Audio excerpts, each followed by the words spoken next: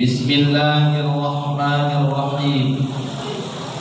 Subhanalladzi asra bi'abdihi lailan minal masjidil harami ilal masjidil aqsa alladzi barakna haulahu linuriyahu min ayatina innahu huwas sami'ul basir. Sadaqallahul azim wa sadaqa rasuluhun nabiyyul karim wa nahnu ala dzalika minasy syahidin wasyakirin walhamdulillahi rabbil alamin. Yang kita hormati dan kita muliakan para alim ulama, tuan-tuan guru, para asatir, para habaib yang hadir, ketua masjid dan seluruh jajaran kepengurusan yang hadir, kemudian bapak ibu, orang-orang tua saya, seluruh jamaah yang hadir, mobil khusus yang saya muliakan dan kita muliakan, qari kita, tuan guru kita, Al-Ustaz Abdullah Al-Makki, yang alhamdulillah tadi sudah menyampaikan dan membacakan lantunan ayat suci Al-Quran. Mudah-mudahan apa yang dibacakan oleh tuan guru kita tadi dapat menggugah hati kita untuk senantiasa mendekatkan diri kepada Allah Subhanahu wa Ta'ala. Amin ya rabbal alamin. Kemudian yang kita hormati dan kita muliakan juga tim sholawat yang masya Allah luar biasa, suaranya indah-indah, begitu melantunkan sholawat kepada Rasulullah, menyambut ruhnya Rasulullah Sallallahu Alaihi Wasallam. Mudah-mudahan tim sholawatnya hadir pada malam hari ini Allah berikan selalu keberkahan, Allah limpahkan rezeki yang luas, Allah berikan kesehatan, yang masih bujang Allah pertemukan dengan jodohnya, yang sudah menikah mudah-mudahan Allah tambah istrinya. Semangat Ustaz. Masya Allah. Bapak Ibu, orang-orang tua saya yang dimuliakan Allah, bersyukur kita kepada Allah karena hari ini yang hadir di sini adalah hamba-hamba yang dipilih oleh Allah. Karena hari ini banyak orang-orang yang sudah tahu sebenarnya kekuasaan Allah. 2 tahun Allah porak-porandakan Pak dunia ini, terkhususnya negeri kita ini, dengan sebuah musibah yang tidak bisa kelihatan. Tahun 2004 Aceh itu digoncang tsunami. Air yang setinggi 8 meter itu naik ke daratan. Yang begitu dahsyat Bapak Ibu, sampai-sampai kapal yang besar itu bisa mendarat di samping Masjid Raya Baitur Rahman Aceh. Itu musibah, manusia banyak bisa melihat dengan mata sendiri melihat. Ya kita hari ini yang mungkin jauh daripada Banda Aceh bisa melihat dari TV, bisa melihat dari media sosial. Bahkan kalau hari ini kita ingin tonton itu video di YouTube masih ada Bapak Ibu. Medan, Kabupaten Karo, Gunung Sinabung meletus, mengeluarkan erupsi, mengeluarkan debu vulkanik. Saya 2 minggu yang lalu itu berangkat ke Kabupaten Karo dari Medan kurang lebih 2 jam perjalanan. Itu dulu Bapak Ibu di kaki Gunung Sinabung itu masih banyak masyarakat yang tinggal, masih banyak penghijauan. Sekarang itu tandus. Debu vulkaniknya nyampe ke kota Medan. Dan banyak orang Medan yang melihat musibah itu dengan matanya sendiri. Kemarin lagi saudara kita yang di Lumajang, Gunung Semeru meletus, bisa dilihat dengan mata sendiri. Tapi Bapak Ibu, dengan musibah yang bisa dilihat oleh manusia diturunkan Allah, tapi masih banyak manusia yang tidak sadar akan kekuasaan Allah. Allah seolah-olah bilang begini Bapak Ibu, "Hei manusia, aku berikan musibah, bisa kalian lihat, ternyata kalian gak takut. Kalian juga gak bisa berubah. Kalian juga gak bisa lebih taat akan perintahku, bahkan banyak melakukan yang kularang," kata Allah. "Hari ini aku berikan musibah yang tidak bisa kalian lihat," kata Allah. Ibu, saya mau tanya, siapa yang bisa lihat corona? Ada yang bisa? Hah? Atau ibu ada yang tahu di mana rumah corona? Kalau ada yang tahu Pak, rame-rame kita ke sana, kita usirin. Ternyata corona udah pergi Pak, tapi dia panggil omnya. Iya. Ya Bu. Bu. Bu. Bu. Nanti. Lah. Masyaallah. Ini harusnya membuat kita sadar. Ya, kita di sini adalah hamba-hamba yang dipilih oleh Allah, menunjukkan dirinya masih takut dengan Allah.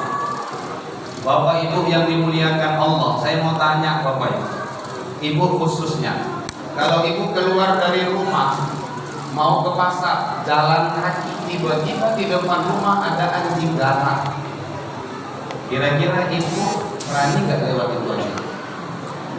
Hah? Atau Ibu sedang jalan menuju sesuatu, di tengah jalan Ibu mohon maaf jumpa orang gila lagi bawa pedang, kira-kira Ibu berani nggak lewat? Apa yang dilakukan? Menghindar. Saya di Medan Pak, kalau ceramah subuh, itu ceramah subuh naik mobil, lihat spion kanan, lihat spion kiri. Kalau ada orang yang mencurigakan ikut di belakang, saya menghindar, cari tempat ramai Pak. Kenapa? Karena rasa takut manusiawi.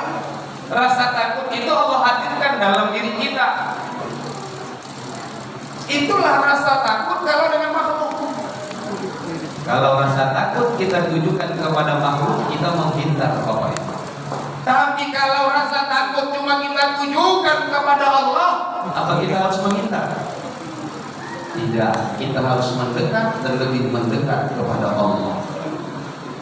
Kita di sini adalah orang-orang yang menunjukkan rasa takut kepada Allah. Orang yang paling berani di dunia itu bukan preman di pasar Pak.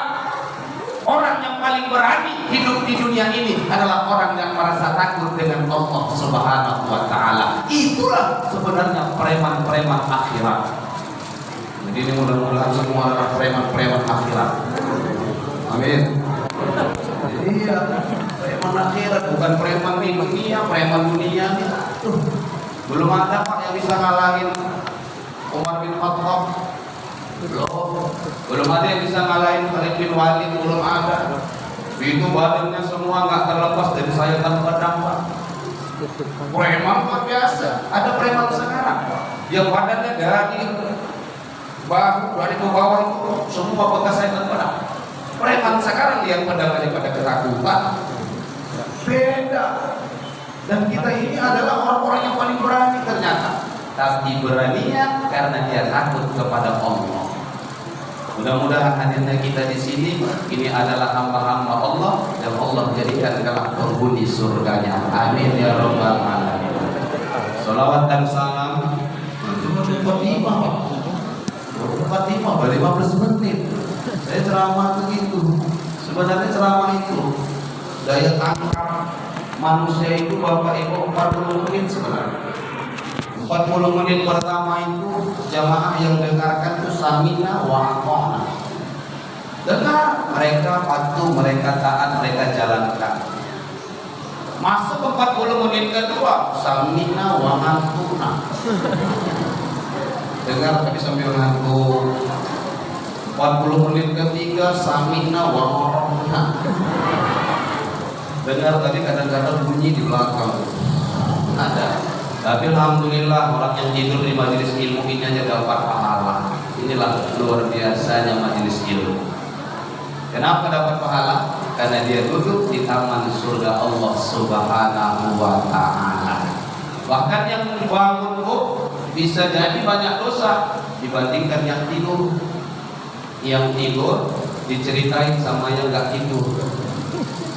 Senggol kaki nih, ibu coba ibu lihat yang di sana, kenapa tuh pada tidur aja. Duduk di majelis ilmu kok tidur ngapain datang, mendingan di rumah. Diceritain, yang diceritain dapat pahala apa? Ibu, masih hidup. Yang diceritain dapat pahala nggak? Dapat. Yang menyeritain dapat dosa nggak?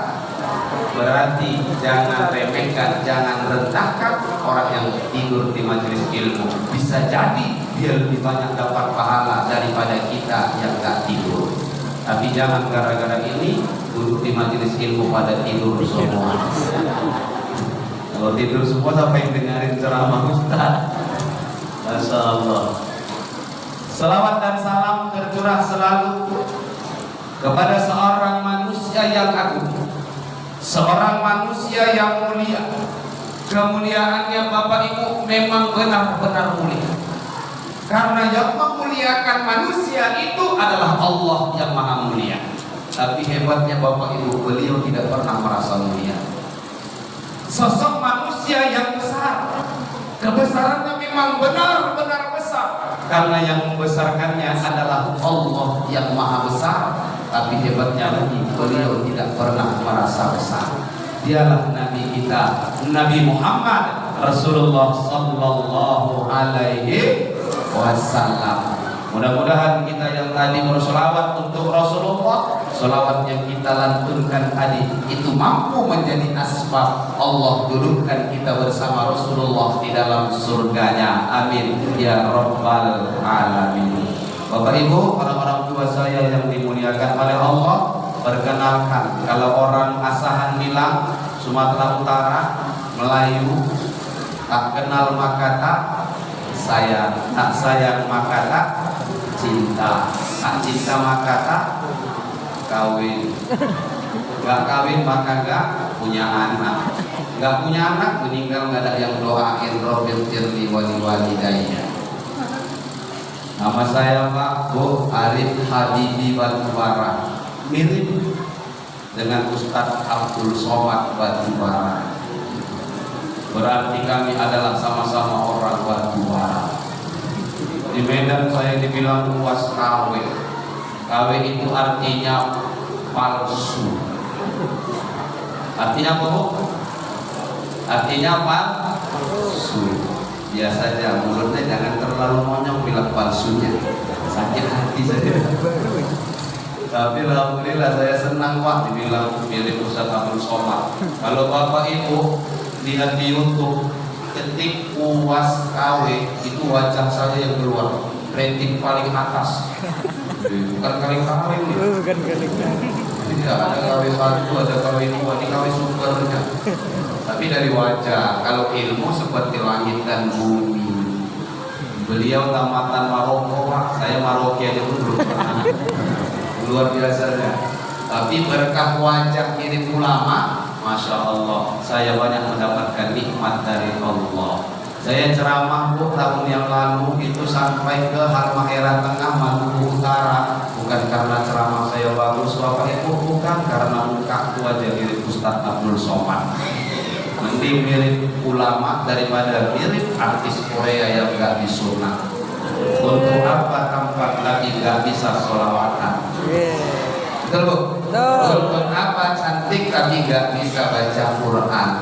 Untuk apa tampan tapi meninggalkan sembahyang? Untuk apa cantik tapi gak pernah mengerjakan sholat? Betul? Betul? Mendingan ya biasa-biasa aja. Orang paling tampan siapa? Nabi paling tampan siapa? Siapa? Salah. Makanya emak-emak tuh begitu Pak, kalau hamil suka pada ngamalin surah Yusuf. Minta supaya Pak anaknya tampan. Bapak Iren, emak Iren gimana anak tampan? Masuk akal Pak? Nabi yang paling tampan bukan Nabi Yusuf. Nabi yang paling tampan itu Nabi Muhammad sallallahu alaihi wasallam. Bapak Ibu yang dimuliakan oleh Allah, dalam riwayat Aisyah pernah menceritakan, jikalau sekiranya wanita-wanita yang memotong jarinya tanpa sadar karena melihat Nabi Yusuf lewat, ketika seandainya Nabi Muhammad hidup di zaman Nabi Yusuf, jangankan jarinya, perutnya pun mereka tusuki, mereka tidak akan sadar karena melihat ketampanan Nabi Muhammad sallallahu alaihi wasallam. Dari 100% ketampanan itu diberikan Allah 100%, Pak. 50% buat Nabi Muhammad, 25% buat Nabi Yusuf. Berarti sisanya 25%. 25% lagi kemana? Kita Pak bagi-bagi. Semua laki-laki yang di dunia ini bagi-bagi. Ada yang lebih di hidup, ya kan? Kalau saya kurang di hidup. Ada yang lebih di tinggi. 50% Rasulullah sendiri. Bagaimana ketampanan Rasulullah? Tapi Rasulullah sholat nggak? Sholat. Rasulullah punya duduk di majelis ilmu nggak? Duduk. Rasulullah sholat berjamaah nggak? Sholat. Rasulullah sedekah nggak? Sedekah. Rasulullah baik nggak sama tetangga? Baik. Rasulullah ramah tamah nggak dengan sahabat? Ramah tamah. Rasulullah saja orang yang paling tampan dijamin masuk surga, masih mau sholat berjamaah, masih mau duduk di majelis ilmu. Kita Pak, ketampanan mungkin cuma 0,0000000 berapa kali nolnya nggak ngerti lah. 0,1% yang diberikan Allah ketampanan buat kita. Belum dijamin Allah masuk surga. Tapi beda dengan Rasul. Rasul masih datang sholat berjamaah. Kita berapa kali sehari datang ke masjid ini untuk mendirikan sholat berjamaah. Kita di majelis ilmu yang ada di Samarinda ini banyak Pak. Guru-guru banyak di Samarinda. Majelis-majelis pecinta Rasulullah banyak di Samarinda. Kita tahu di mana ada majelis ilmu, bahkan diumumkan Pak. Diumumkan jam sekian hari ini tanggal sekian ada majelis ilmu diisi oleh Ustadz Abdul Somad KW misal. Ngerti, dia dengar, diumumkan, dia tahu rumah dekat tapi nggak mau datang. Kenapa? Karena malas. Imam Syafi'i tegaskan, orang seperti ini, kata Imam Syafi'i, fakabbir alaiha arba'an, maka ucapkan kepadanya kalimat takbir sebanyak 4 kali. Kalau sudah 4 kali takbir, sholat apa tuh? Sholat apa? Sholat jenazah. Jadi kalau jangan ibu lihat kiri kanan. Tadi ibu lihat kiri kanan siapa yang nggak hadir? Oh kakak ini nggak hadir, yuk ntar kita datang ini selesai acara. Didatangin Pak, assalamualaikum. Bu, tadi bu mau nggak ngaji, mau nggak duduk di majelis ilmu. Ibu tahu ada majelis ilmu di masjid ini? Tahu, kok nggak datang, males. Ya udah, ibu tidur baringan dulu. Biar kami takdirin, takdirkan 4 kali. Jangan. Untuk apa maksudnya? Untuk diri sendiri. Nggak ada guna hidup. Digolongkan Imam Syafi'i seperti orang mati, Pak. Masya Allah. Ternyata kita yang hadir di sini bukan hidup jasad kita, tapi hati kita juga hidup dan connect kepada Allah Subhanahu wa Ta'ala. Bapak Ibu, orang-orang tua saya yang dimuliakan oleh Allah Subhanahu wa Ta'ala. Saya datang ke sini hari Selasa sampai malam ini adalah titik yang keempat. Alhamdulillah masih ada lagi 10 hari lagi saya di Samarinda dan sekitarnya. Saya mohon doa, Bu ya Pak, mohon doa. Saya sangat butuh doa dari Bapak Ibu jemaah. Saya butuh karena di antara kita duduk di sini Bapak Ibu belum tentu saya yang lebih soleh daripada Bapak Ibu. Belum tentu saya yang lebih alim daripada Bapak Ibu. Bisa saja ada orang soleh, orang soleha yang duduk di majelis ilmu ketika saya berdoa, dia aminkan, Allah angkat, malaikat angkat doa dan malaikat hantarkan kepada Allah Subhanahu wa taala. Mudah-mudahan selama saya di Samarinda ini Allah berikan kesehatan, Allah berikan keistiqomahan untuk berdakwah di bumi apa Pak? Bumi apa tadi? Bumi Sembada. Hah? Ya, bumi Sembada. Masya Allah, bumi Sembada ini mudah-mudahan Sembada itu artinya apa Sembada? Sembada ya. Ini aneh nih, orang Samarinda saya tanya mas nggak tahu. Bumi Sembada mudah-mudahan selama di sini saya betah, orangnya ramah-ramah, Pak, luar biasa, sangat-sangat ramah. Dan di Samarinda ini sejuk. Saya banyak chat-chatan dengan teman saya yang di Medan, para asatid. Setiap acara Pak Maulid ini Mahalul Qiyam itu teman-teman videokan dikirim ke saya kirim ke Medan. Mereka bilang apa? Masya Allah, banyak yang meneteskan air mata. Ternyata di Samarinda banyak orang-orang yang cinta dengan Rasulullah Sallallahu Alaihi Wasallam. Kalau kita tidak rindu, kalau kita tidak cinta kepada Rasulullah, sedikit pun tidak ada di dalam hati, jangan harap Bapak Ibu ibadah kita akan diterima Allah Subhanahu wa taala. Tidak ada satu wali Allah pun diangkat Allah derajatnya jadi wali kalau tidak karena membawa nama Rasulullah Sallallahu Alaihi Wasallam. Majelis ilmu ini menjadi mulia bukan karena Ustaz Arifnya, bukan karena Ustaz Abdullahnya, bukan karena tim salawatnya, tapi majelis ilmu ini menjadi mulia karena kita duduk di sini memuliakan Rasulullah Sallallahu Alaihi Wasallam. Itulah yang menjadikan kita mulia di hadapan Allah Subhanahu wa taala. Bapak Ibu yang dimuliakan Allah, saya tidak bercerita tentang Isra dan Mi'raj. Saya tidak bercerita tentang perjalanan Rasul dari langit pertama, jumpa dengan Nabi, jumpa dengan langit kedua, jumpa enggak. Yang tahun mungkin Bapak Ibu sudah dengar. Saya enggak cerita, kenapa? Karena peringatan Isra Mi'raj ini hanya peringatan seremonial terkadang. Antusiasnya luar biasa. Tapi selesai peringatan Isra Mi'raj, udah enggak pernah lagi nongol di masjid. Selesai Isra Mi'raj, enggak pernah lagi nongol di majelis taklim. Selesai Isra Mi'raj gak pernah lagi silaturahmi. Maka duduknya kita di sini ambil hikmah. Ini kejadian kita malam hari ini saja Bapak Ibu. Ada nggak beberapa hikmah yang terkandung di dalam peristiwa malam ini? Banyak kalau kita kutip Bapak Ibu. Sangat banyak. Majelis ilmu. Ini majelis ilmu ini. Rasul katakan apa? Majatama'a qaumun fi baitin min buyutillah yatluna kitab Allah wa yatadarasunahu bainahum illa nazalat alaihimus sakinah.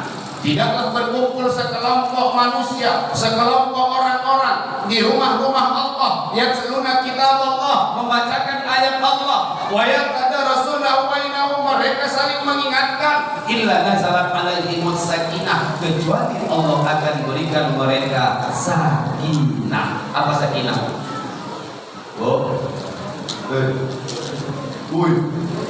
Apa sakinah? Tenang. Keluarga sakinah, mawaddah, warahmah. Bagaimana cara kita bisa jadi keluarga sakinah? Jalannya dua. Apa jalannya? Pertama mawaddah, yang kedua rahmah. Ini jangan diucap-ucapin aja Bu. Di surah An-Nisa Ar-Rum ya sudah. Ar-Rum ayat 21. Dan di situ kata Allah kan, wa ja'ala bainakum mawaddatan wa rahmah. Ada di situ mawaddah wa rahmah. Sebelumnya litaskunu ilaiha sakinah. Ternyata itu ada di dalam Al-Quran. Mau keluarga sakinah jalannya dua, mawaddah wa rahmah. Mawaddah apa? Cinta.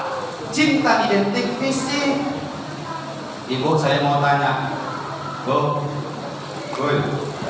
ngantuk? Ngantuk? Tak? Enggak. Ibu, saya mau tanya, kenapa mau nikah sama bapak? Jujur, jangan ada dusta di antara kita. Ayo. Ada nggak fisik suami yang buat ibu tertarik sehingga ibu mau dinikahi sama suami? Ada nggak? Jujur pasti ada. Apalagi laki-laki, nggak usah tanya. paling utama. Dia fisik dulu lah, pasti. Oh dulu Ustaz, suami saya waktu bujangnya Ustaz, waktu remaja, Masya Allah itu yang buat saya tertarik. Apanya mau kumis? Cuma kumis. Kok bisa kumis? Kumisnya dulu Ustaz seperti semut berbaris. Sekarang seperti saringan kopi Ustaz. Minum kopi serbuknya ninggal di kumis. Sekarang Bapak kenapa mau nikah sama istri, sama ibu? Ada fisik istri yang buat Bapak tertarik. Dulu Ustaz, waktu gadis pipinya merah merekah seperti delima. Dulu marah. Dulu sekarang seperti delima busuk. Pakai bedak mahal nggak nyatu lagi bedak sama kulit. Berkeriput. Iya beda. Ibu saya mau tanya, Bapak saya mau tanya, pernah dengar nggak nama Bapak almarhum Baharudin Yusuf Habibie? Semua pasti kenal lah. Yang buat pesawat, Pak B.J. Habibie almarhum. Ingat Ibu siapa yang luar meninggal? Ibu Ainun atau Pak B.J. Habibie? Ibu Ainun. Ibu, Pak B.J. Habibie ketika ditinggal istri itu gak pernah terpikir mau nikah Pak. Setiap minggu ziarah kuburan istri. Di Medan ada kejadian Pak, meninggal istri gak pernah gak ziarah, mau kerja ziarah. Bukan sekadar ziarah, dia bawa air terus siram. Pulang kerja ziarah, bawa air siram. Mau sholat ziarah, siram. Selesai sholat ziarah, masyarakat kampung resah Pak. Resah, ini orang kenapa? Cinta sama istri gak gini-gini amat. Betul gak? Mau mandi ziarah, selesai mandi ziarah. Mau makan ziarah, selesai makan ziarah. Ditanya tuh sama KRT, ketua RT, Bapak kok bisa seperti ini? Bapak sayang sama istri. Benar, kami juga sayang Pak sama istri kami. Tapi Allah lebih sayang kepada istri Bapak. Udah ikhlaskan, sabar. Si Bapak tadi bilang apa dengan ketua RT? Pak ketua RT, yang hari ini buat saya sedih sehingga saya terus datang ziarah siram kuburan istri saya. Kenapa? Dia punya amanah sampai hari ini amanah itu belum sanggup aku tunaikan. Apa amanahnya kata ketua RT? Si Bapak tadi bilang, Pak ketua RT, dulu sebelum dia meninggal, di masa sakitnya dia pernah beramanah, Mas Bang, kalau seandainya aku meninggal dunia, aku izinkan abang nikah lagi. Tapi mohon Bang, tumbuh rumput di kuburanku. Makanya aku sirami tiap hari biar cepat tumbuh rumput. Iya. Banyak tuh, laki itu banyak tuh. Saya mau tanya Ibu, sayang sama suami dunia akhirat kah?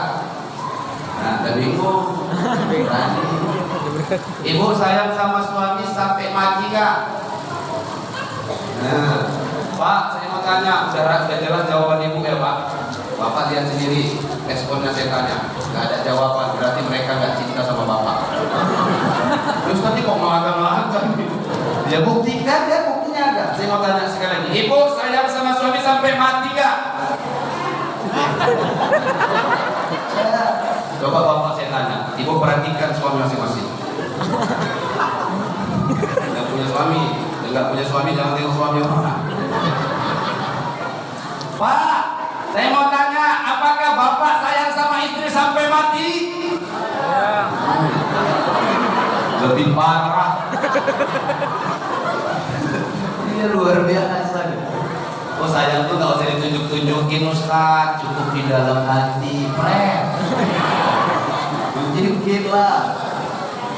Ibu mohon maaf nih, saya ambil sebuah ceret. Tahu ceret? Sini apa namanya?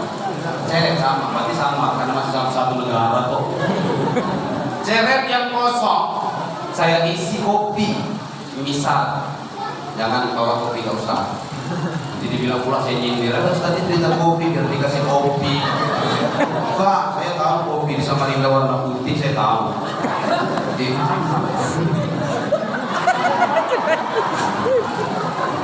ya kopi di Samarinda warna putih, bening kok ini. Kalau di Medan kopinya warna hitam Pak. Nggak, saya nggak nyindir nggak. Jangan bilang soal itu nyindir tidak enggak. Saya nggak nyindir, cuma ingatkan. Mana kalau panitia lupa. Karena manusia ini kan sifatnya lupa ya Pak. Makanya saya ingatkan, nggak nyindir nggak. Kalau panitia tersindir, nggak usah dipikirkan. Itu hanya omongan saja. Jangan dipikirkan, tapi diusahakan. Bapak Ibu yang dimuliakan Allah Subhanahu wa taala. Karena tadi lupa saya. Ceret kosong saya minta, kemudian diisi kopi. Otomatis di dalam ceret itu isinya apa? Kopi.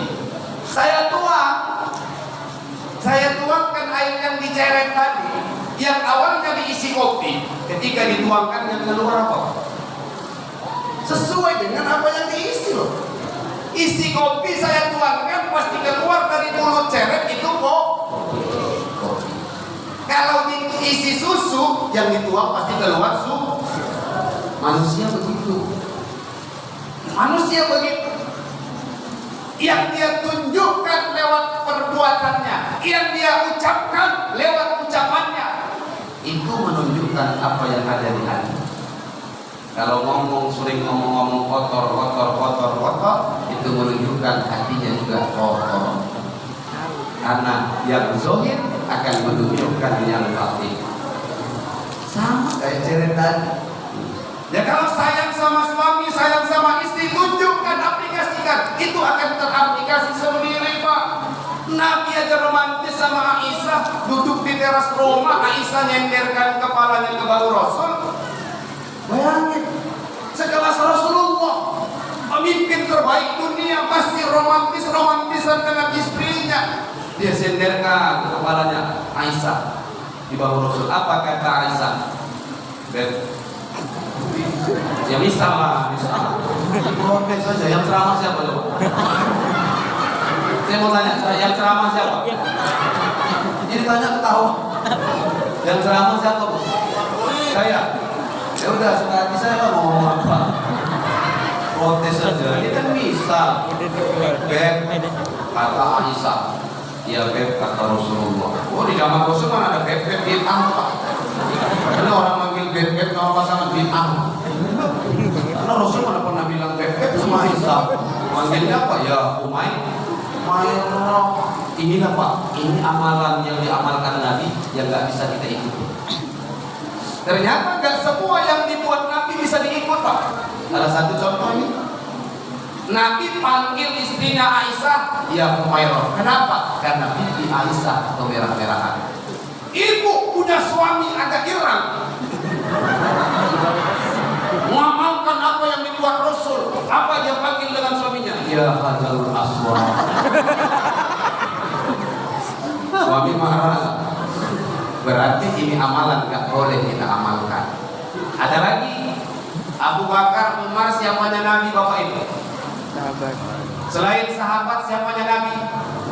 Mertua. Coba Bapak Ibu mana tahu saya yang nggak jumpa atau belum jumpa, atau Bapak Ustaz, para habaib, guru-guru saya yang hadir di sini, ada nggak satu dalil, satu hadis saja yang menyatakan Rasulullah itu manggil ayah mertua kepada Abu Bakar dan Umar? Kira-kira ada? Ya abdi, ya abi, ada nggak? Ya Umar, ya Abu Bakar. Dia panggil nama mertuanya. Ada yang sanggup Pak panggil nama mertua? Ada yang sanggup? Misal kalau di Medan itu kan pamornya itu nama laki-laki Ucok, ya kan?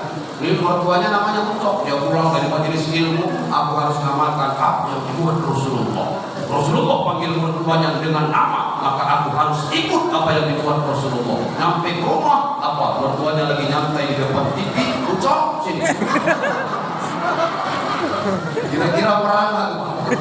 Dilempar sama mertua pakai sendal, nggak dapat warisan pula ini. Ini ternyata yang dibuat Rasul nggak bisa kita ikut. Nyenderkan kepalanya Aisyah. Apa kata Aisyah? Beb, doain dong Hek. Aisyah minta doa. Ibu pernah minta doa sama suami? Nggak pernah. Karena yang jawab, atau memang nggak punya suami semua? Ditanya, saya sama pasangan? Dia. Pernah minta doa sama suami? Dia. Saya curiga nih ganteng semua. Pernah nggak minta doa sama suami? Pernah. Apa doanya? Aisyah minta doa kepada Rasulullah. Apa doa yang diminta oleh Aisyah? Beb, tolonglah doakan aku, Beb. Doa apa yang kau mau, wahai istriku? Kata Rasulullah, doakan supaya aku Allah ampuni dosa-dosa. Supaya Allah ampuni dosa-dosaku. Rasul langsung berdoa di hadapan Aisyah, ya Rabb, ya Allah, ampuni dosa istriku Aisyah, dosa yang zahir maupun dosa yang batin, dosa yang lalu maupun dosa yang akan datang, dosa yang terlihat yang sengaja maupun dosa yang tidak dia sengaja. Aisyah mengaminkan doanya Rasul, amin. Baru Rasul nanya, senang kau Beb? Senang lah Beb. Mesra-mesraan. Ibu sudah tua, jangan malu mesra-mesraan sama suami. Gak usah malu. Di dalam kitab Adabun Nisa itu dikatakan ketika seorang istri saja menawarkan dirinya kepada suaminya untuk berhubungan. Ini denganku, pahalanya sama dengan melaksanakan ibadah 200 haji dan umroh. Cuma nawarkan diri, ternyata perempuan bisa umroh tiap malam. Kita yang nggak bisa. Cuma kadang-kadang perempuan istri-istri itu gengsi, malu, nawarkan diri, malu. Kasihan suami, udah batuk-batuk nyindir Pak. Kenapa? Dan tua kadang-kadang malu. Ibu gak usah malu, tinggal bilang sama suami, Mas, Bang, Pak, kenapa Ma? Mama mau umroh.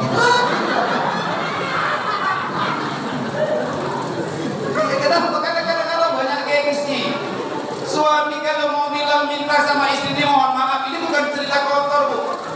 Ini cerita bagaimana cara istri taat kepada suami, karena surganya istri ada di tidurnya suami. Bahkan kata Nabi apa? Kalau seandainya boleh manusia itu sujud di hadapan manusia yang lain, maka aku akan suruh seorang istri sujud di hadapan suami. Ini bukan cerita kotor. Bapak malu minta sama istri, tinggal bilang, Ma, apa-apa, teringat Papa malam ini Mama nggak umroh. Banyak nyampaikan ini di Medan Pak, majelis taklim ibu-ibu, saya sampaikan ini. Belum saya pulang itu majelis ibu-ibu pulang semua. Itu kok cepat pada pulang semua? Ini mau umroh Ustaz. Saya yakin ini nanti jadi kamus nih sama ibu itu. Pasti aja ngomong sama temannya nanti, Kak pulang ya, cepat amat umroh. Iya, menawarkan diri tapi kadang-kadang malu. Khadijah, Aisyah, Rasulullah tidak pernah mati dalam hidup berumah tangga menunjukkan keromantisannya, tapi bukan di hadapan orang lain. Ibu malam ini saya lihat cantik-cantik, ada pakai jilbab Oscar, ada yang pakai cream, ada yang black, ada yang red, sama kayak saya red, ya kan, ada yang putih. Dia tengok kayak bendera ini dari jauh. Ya kayak kue lapis ya Pak, lapis legit kan, lapis itu warna-warni. Cantiknya ibu ini bukan untuk orang, tapi untuk suami. Tapi Pak, kamu jujur, ibu ketika kondangan, ketika duduk di majelis ilmu, apakah seperti ini tampilan di rumah? Mohon maaf, jujur. Hadir di majelis ilmu kalau kondangan, pakaian cantik-cantik yang paling bagus dipakai, tapi ketika tidur di ranjang bersama suami, mana yang banyak lubang kasih itu yang dipakai. Suami udah capek-capek pulang kerja ya Pak, tiba-tiba lihat istri tidur, ketiaknya bolong, ya Allah ya Karim. Wanginya wallahu a'lam. Wallahu a'lam. Padahal Nabi itu sering cium kening Khadijah. Cium. Tapi duluan siapa? Duluan Khadijah. Cium tangan suami. Setiap mau tidur Bu, Khadijah itu minta maaf dengan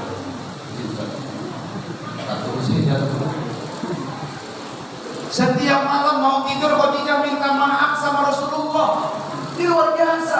Apa kata Khadijah? Bang, minta maaf lahir batin Bang.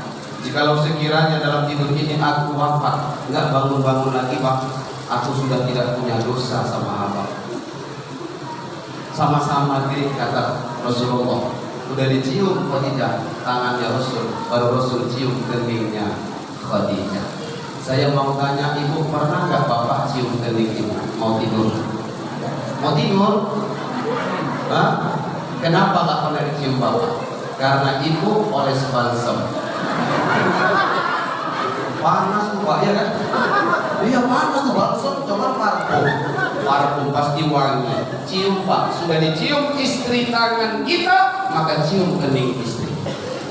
Minta Bu, Bang, aku kan udah cium tangan papa, ciumlah kening mama. Cium Pak, nah. Nggak bunyi, minta bunyi Bu. Pak bunyikin lah Pak, nggak bunyi gitu, bunyi Pak. Kenapa Pak? Nggak kuat, minta lebih kuat Pak. Kuatin dikit Pak. Salah kan? Tidak ada salah cium kening istri sendiri. Yang salah cium kening istri orang Pak. Sekarang lebih banyak orang cium kening istri orang daripada cium kening istri sendiri. Na'udzubillah. Betul nggak? Betul. Sekarang para suami lebih senang lihat istri orang daripada lihat istri sendiri. Lihat istri orang aman darahnya, lihat istri sendiri kumat darah pipi. Iya Pak. Beda. Lihat anak orang di luar ingat dengan adab anak sendiri di rumah, tapi lihat bini orang di luar lupa dengan bini di rumah. Laki-laki Pak. Iya, saya paham lah. Saya laki-laki juga. Ya kan, Ustaz juga bukan tentu. Ketika lihat perempuan gak ada nafsu, jangan bilang manusia nih Pak. Bahkan kalau ada laki-laki lihat perempuan gak nafsu, itu gak normal. Berarti dia nafsunya sama laki-laki. Iya kan? Hati-hati.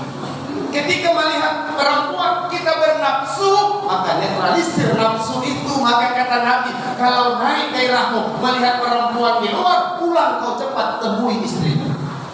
Makanya yang dulu jangan cepat nikah, Dinda Arga. Udah nikah? Belum? Masya Allah. Cepat nikah. Saya lihat sama perempuan tuh di profil Instagram. Kalau perempuan bahaya. Sekarang kan banyak orang gitu, makanya Bu, saya jujur, saya nikah dulu baru pacaran. Saya nggak kenal sama istri saya. Sudah nikah sah suami istri baru kali pacaran. Artinya apa? Terhindar dari zina. Sekarang banyak orang berzina. Anak-anak sekarang buat maksiat nggak perlu, kalau mau maksiat nggak perlu ke diskotik, nggak perlu ke kedai-kedai tua, nggak perlu ke tempat-tempat hiburan malam, nggak perlu. Di mana mereka bermaksiat, cukup di kamar sendiri. Dengan apa? Android. Suami-suami juga gitu, ibu-ibu juga gitu. Maka sering saya bilang, para pemuda-pemudi hari ini yang hadir, di masih banyak yang muda Yahudi, ada kebaikan-kebaikan, share nih, di-upload, share, silakan. Alhamdulillah, pengajian kata Isra Mi'raj Masjid apa namanya? Masjid Istanbul Al-Misra. Masuk DPR ini Pak.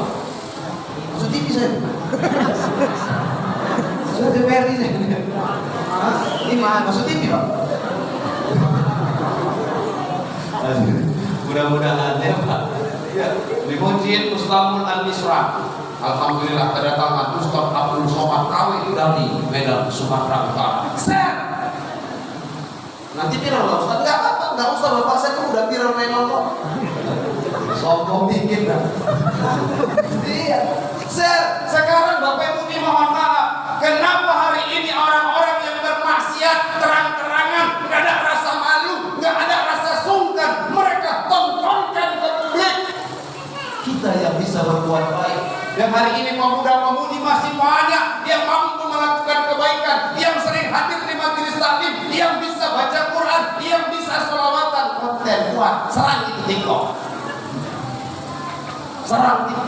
supaya jangan apa konten-konten maksiat yang banyak di TikTok. Kita yang punya skill selawatan, indah suara, ayo buat konten. Dan enak. Sallallahu ala Muhammad, sallallahu alaihi wasallam, sallallahu ala Muhammad, sallallahu alaihi wasallam. Ya Nabi salam alaika, ya Rasul salam alaika, ya Habib salam alaika, salawat sallallahu ala Muhammad, sallallahu sallallahu ala Muhammad, sallallahu. Di luar video itu Pak, Bapak Ibu mohon maaf, kita senyum kepada orang yang hari ini belum mau dekat dengan Allah. Bisa jadi dengan senyum kita itu asbab hidayah kepada kita. Kita berinfak, bersedekah dengan tetangga yang mungkin tidak mau sholat, tapi ketika kita berikan dia sesuatu, sedekah kita, bisa jadi sedekah kita itu asbab dia mendapatkan hidayah.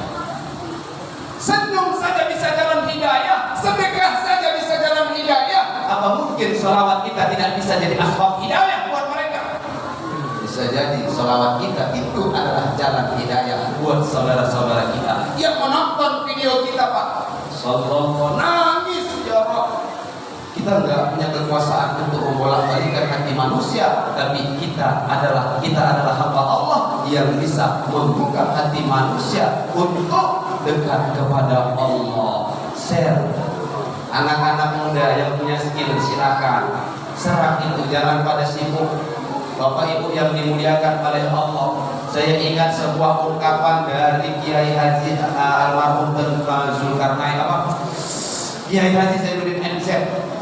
Beliau pernah mengatakan, Bapak Ibu, beliau mengatakan pagi itu waktu berpikir, siang itu waktu bekerja, sore itu waktunya makan, malam itu waktunya tidur. Apa makna dari ungkapan beliau ini? Yang masih muda pagi itu berpikir, yang masih muda terus gali potensi, gali terus potensimu selagi tidak bertentangan dengan agama Allah, selagi jalannya baik, laksanakan. Berpikir macam masalah. Bekerja di waktu siang, bekerja di waktu siang. Sesudah kau punya skill, maka salurkan aplikasimu, tunjukkan kemampuanmu, gugah orang-orang yang hari ini masih jauh kepada Allah agar mereka dekat kepada Allah. Sore waktunya makan. Maksudnya apa? Sudah kau ajak orang beribadah, sama kau ikut juga beribadah. Kalaulah pagi tak mau berpikir, maka siang takkan sanggup untuk bekerja. Kalau siang tak bekerja, maka alamat sore takkan ada yang mau dimakan. Kalau sudah sore tidak makan, alamat malam takkan bisa tidur karena perut kelaparan. Maka malam tidur apa maknanya? Kalau sudah kau berpikir, kau sudah bekerja, kau sudah makan, maka tidurmu akan nyaman. Kalau kau punya skill, kau gali potensimu, kau luangkan semua potensimu, kau ajak orang untuk buat baik, kau beramal kebaikan sama dengan orang yang kau ajak, maka malam tidur maknanya insya Allah matimu dalam keadaan husnul khatimah. Ini yang kita harapkan karena anak muda ya. Saya Pak mohon maaf nih Pak, di Medan kemarin ada satu konser yang sekarang lagi viral. Itu Pak, penontonnya lebih ramai daripada jemaah duduk di majelis Rasulullah. Playernya Pak di tanggal yang sama, di jam yang sama, dua-dua saya upload, saya share. Saya buat captionnya, kira-kira Ramayana yang mana? Saya buat captionnya, kira-kira Ramayana yang mana? Yang konser atau majelis Rasulullah? Waktu sama, jam sama. Yang datang siapa? Oh mungkinkah diri ini dapat merubah bumi yang memutih menjadi permata hati. Sebegitu yang datang. Inilah anak muda sekarang. Ibu punya anak larang. Jangan ada kalian idolakan anak, kecuali kalian harus mengidolakan Rasulullah. Sekarang lebih banyak hafal anak Ahmad Dhani daripada anak Rasulullah. Jujur saya, ibu hafal anak Rasulullah ada berapa? Hah? Anak Nabi ada berapa? Anak Ahmad Dhani semua hafal Pak. Al-Gur semua hafal. Anak Raffi Ahmad tahu namanya tahu. Yang pertama, yang kedua tahu Pak. Coba anak Rasulullah ada yang hafal Pak. Bu, adik-adik Ustaz, main handphone pula mereka. Enggak apa-apa, enggak usah takut. Saya senang kok, yang penting masih mau duduk Pak. Walaupun di masjid anak-anak lari-lari, kita sholat Pak, enggak apa-apa, jangan marah-marahin. Jadi kadang-kadang penyakit ke pengurus-pengurus masjid, mohon maaf, enggak pengurus masjid di sini yang sana. Mana dilurus sana belok kiri supaya lurus dari kanan ke mana masjid. Sana maksud saya. Itu kalau anak-anak ribut sholat, Pak, kayak tentara ribut takutan si anak. Sampai anaknya lari pulang, mama, kenapa nangis? Itu Pak, mau ditelan sama bapak yang di masjid. Ya kadang-kadang penyakit kita gitu Pak. Nakut-nakutin anak-anak ribut di masjid Pak. Mau motong lagi apa? Hewan kurban aja. Muhammad Al-Fatih pernah bilang Bapak Ibu, kalau hari ini anak-anak tidak ada lari-lari main-main di dalam masjid maupun di pekarangan masjid, bisa dipastikan 15 tahun atau 20 tahun ke depan tidak akan ada Islam di kampung ini. Karena yang jadi imam masjid nanti siapa kalau ke mereka? Ini mereka yang maju jadi imam. Yang jadi pengurus ini masjid siapa kalau bukan mereka? Kita sebentar lagi Pak, cium-cium tangan, pasti dorong tangan. Iya, sebentar lagi. Nabi 63 tahun, usia kita nggak jauh dari usia Nabi kok. Kalau ada bapak hari ini mohon maaf 60 tahun, berarti targetnya cuma 3 kalender lagi Pak. Kalender. Kalau ada 62 tahun berarti 1 kalender. Kalau ada yang 62 tahun, 11 bulan, 29 hari berarti 1 hari. Begitulah usia kita. Mereka, maka jangan marahi anak-anak. Biasa kalau anak-anak lari dan main-main di dalam masjid, karena dunia anak-anak memang dunia bermain. Betul Bu? Betul Pak? Yang jadi masalah kakek-kakek, nenek-nenek lari-lari di masjid. Itu nggak pantas lagi. Kenapa? Nggak usianya Pak. Itu nggak usianya. Biarkan mereka lari-lari. Masya Allah, besok ini mereka yang jadi imam. Bisa jadi mereka ini Pak jadi gubernur, bisa jadi bupati, wali kota, bisa jadi camat. Mereka di tangan pemuda-pemudi generasi Islam hari ini, kekokohan sebuah negara. Makanya Bung Karno pernah katakan, berikan kepada aku 10 orang pemuda, akan aku goncang dunia. Bung Karno nggak pernah bilang, berikan aku 10 orang tua, biar aku goncang dunia. Belum dunia bergoncang, orang tuanya sudah goncang. Mohon maaf, makanya yang tua-tua berikan kesempatan kepada yang muda-muda, tapi yang muda belajar, banyak majelis ilmu, belajar, mau jadi imam, belajar fikih. Jangan sembarangan aja. Kadang-kadang masuk aja sembarangan. Mentang-mentang ini mohon maaf Ustaz, mentang-mentang poninya Ustaz. Suara enak Pak, tapi sujud buang angin nggak tahu cara keluar. Ini bingung nih makmum. Kok lama-lama nih imamnya sujud, ditungguin. Akhirnya anak-anak di belakang, apa? Itu imamnya kok lama betul sujudnya. Akhirnya lain bilang, mungkin dia meninggal tuh. Kenapa lama? Sebenarnya lamanya bukan saking mikir, gimana keluarnya nih? Kenapa? Karena nggak belajar fikih. Makanya butuh ilmu. Maju jadi imam, silakan yang muda-muda. Enak, bukan perkara suara enak. Ya, kadang-kadang Pak imamnya kok Saking kan enaknya suaranya Pak. Oh, nyuruh nguruskan stop aja pakai lagu Nahawal. Songsufakum. Kalau kita kan enggak. Songsufakum fa inna tasbihatu subhanallah Pak. Takbirnya sebelum takbir yang belakang.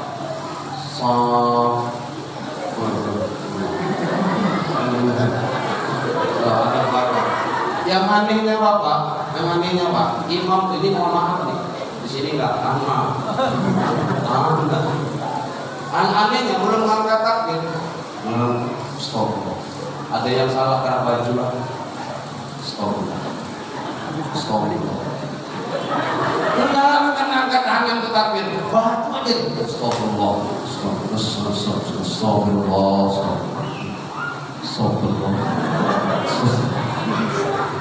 Lama betul ngurusin baju aja lama. Gitu ngangkat takbir Pak.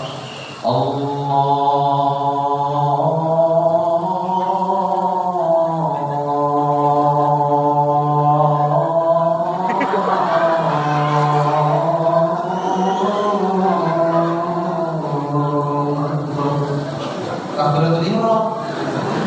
Anak-anak di belakang, Bang, udah ada Bang. Sang anak-anak itu takbiratul ihramnya ada. Panjangan. Baca Al-Fatihah. Nenek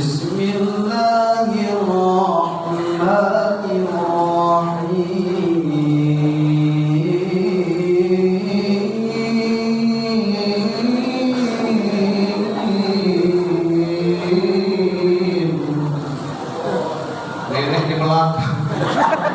Ini mamanya kurang ajar.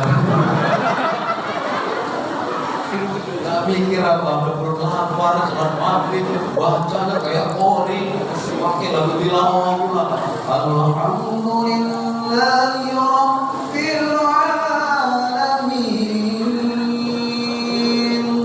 Ar-Rahmanir Rahim. Pas kebetulan si nenek dekat tiang, nyender nenek. Wah mahal. Ini kadang-kadang ada Pak. Ini butuh ilmu, makanya yang muda-muda belajar. Silakan Pak, yang muda-muda ini kasih kesempatan. Yang muadzin silakan yang muda-muda. Beda azan yang muda dengan yang tua. Yang muda lebih energi, yang muda lebih punya power. Yang tua kebanyakan batu. Allah Akbar. Itu yang muda, yang tua. Coba yang anak-anak. Kan enak lantang Pak. Allahu Akbar, Allahu Akbar.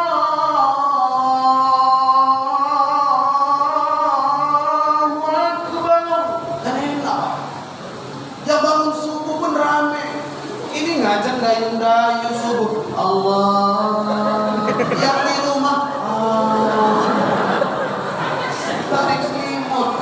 Coba yang muda-muda kan sedep, dengarnya asik, energi, tenaganya kuat. Makanya yang muda-muda kasih kesempatan. Jangan kita yang tua-tua terus tak pernah memberikan yang muda-muda kesempatan. Ibu bapak yang dimuliakan oleh Allah, sahabat-sahabat Nabi banyak yang muda Pak. Muhammad Al-Fatih dari kecil Bu, di bawah ayahnya mandi di pinggiran sungai, dan sungai itu di tepi kerajaan Konstantinopel, Istanbul, Turki. Setiap hari itu ayahnya bilang, Al-Fatih, iya ya, kau lihat itu kerajaan, lihat ya, kau lihat itu istana, lihat ya, itu kerajaan punya orang Yahudi, punya orang kafir. Nanti kalau kau besar itu baru, iya ya. Besok mandi dibawa lagi sama ayahnya, Al-Fatih, lihat itu, iya ya, nanti besar itu baru, iya ya. Setiap hari Pak, setiap hari diingatkan ayahnya. Ini tugas kita sebagai orang tua Bapak ya. Jangan pernah bosan untuk mendidik anak-anak kita, karena anak-anak kita akan jadi tanggung jawab kita kelak di hadapan Allah. Akhirnya Pak, doa sang ayah, ucapan sang ayah menjadi doa. Itu kerajaan Konstantinopel berhasil direbut oleh Muhammad Al-Fatih. Karena apa? Karena ucapan ayahnya yang menyemangati anaknya. Ini kadang-kadang bapak, anak bertanya saja, kadang-kadang kita jawabnya malas. Apalagi ibunya sudah capek pulang sekolah. Mama, apa? Mama pernah mijakkan kaki ke Eropa? Pernah. Ke Amerika mah pernah. Udah lah, nggak usah nanya lah, mama capek. Ntar nanti sore aja mah tidur siang dulu, nanti sore baru mah jawab semua pertanyaan. Wah mama, namanya anak-anak rebel. Sekarang mah udah nanti aja. Mama sekarang anak takut nangis terus pagi emosi. Mama pernah mijakin kaki ke Italia? Pernah. Mama mijakin kaki ke Turki? Pernah. Mijakin kemana mama yang belum pernah? Mijakan kepalamu. Kadang-kadang kan begitu Pak, emosi Bu kita hadapi anak.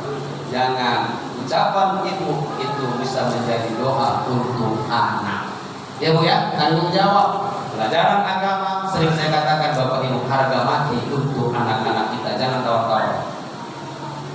Belajar Al-Quran, harga mati. Di sini belajar Al-Quran pakai metode Iqra. Ya, Iqra. Metode Baghdadiyah masih ada nggak di sini? Kalau di Sumatera Utara itu orang Minang yang bawa alif ya te alif bawah i alif depan ku a i u. Ada di sini begitu. Dulu ada. Berarti sama ya. Berdua di atas ban, berdua di bawah bin, berdua di depan bun, ban bin bun. Ya Bu ya, ingat ya. Dulu kalau mau pindah kaji ada dalam kotak. Di sini saya bacanya gimana? Kalau di Sumatera Utara bacanya itu wong sin sabtu dan tewas, sin jate salam natela, min depan muas salamu. Begitu Pak. Kalau orang Melayu kesahan alif toga berdiri macam tiang, titiknya satu macam sampan, titiknya dua begitu juga, titiknya tiga sama satu. Kita juga ada salah. Beda daerah beda-beda cara mengajarkan. Tapi kan indah. Sekarang Bapak Ibu dimohon maaf. Di zaman dulu, ibu duluan merasakan, bapak lebih dulu merasakan daripada saya, karena saya masih muda. Saya baru usia 36 tahun. Saya nikah umur 23 tidak? Berapa umur tidak? Orang bisa 20, itu 3 tahun lagi. Saya 23 nikah, masih muda. Tapi di zaman saya aja kecil, saya masih melihat bapak ibu dan merasakan, ngalami bahkan. Apa yang Ustaz alami, apa yang Ustaz rasakan, bapak ibu bakal sadar. Oh iya Ustaz, dulu di zaman bapak ibu kecil saya masih merasakan, dari rumah ke masjid itu mau sholat maghrib semua mengeluh Al-Quran. Jalan dipeluk Al-Quran, indah kampung itu terlihat, Masya Allah, Islami, religi Bu, religi Pak. Zaman sekarang adakah anak kita dari rumah ke masjid meluk Al-Quran? Kenapa? Al-Quran sudah disiapkan di masjid. Maka sering saya katakan, kalau di Medan saya Pak, sering saya bilang sama masjid-masjid, dewan-dewan masjid, saya bilang jangan kasih Al-Quran yang di masjid untuk dibaca anak-anak di masjid ketika ngaji selesai sholat maghrib. Loh begitu Ustaz, jangan, suruh orang tuanya begitu, biar tahu harga Al-Quran. Ini kadang-kadang ngaku Islam, kitabnya apa? Al-Quran. Berapa mushaf Al-Quran di rumah kita Bu? Saya mau tanya, berapa mushaf Al-Quran di rumah kita? Apakah satu orang satu kita punya mushaf? Miris kita. Idealnya satu orang satu mushaf, tapi kalau Android, satu orang di rumah satu Android. 5 di rumah, kelima-limanya punya Android. Padahal harga satu Android bisa membeli 20 mushaf Al-Quran. Ngomong cinta kepada Al-Quran seolah, tapi perbuatan kita seolah-olah melecehkan Al-Quran. Jangan dikasih, silakan beli. Ini saya ngaji Pak, saya ngajar ngaji Al-Quran di rumah di Medan. Selesai sholat maghrib datang ibu-ibu, Ustaz, iya